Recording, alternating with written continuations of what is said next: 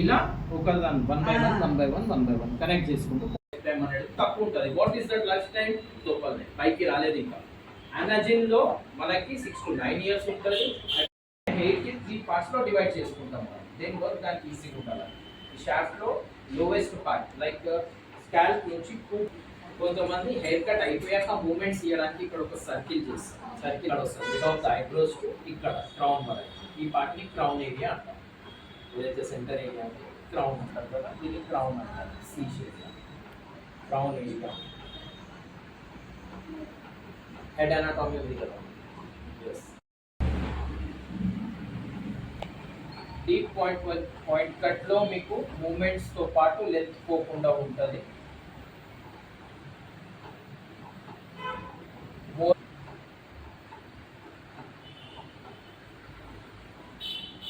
slicing connect చేయడానికి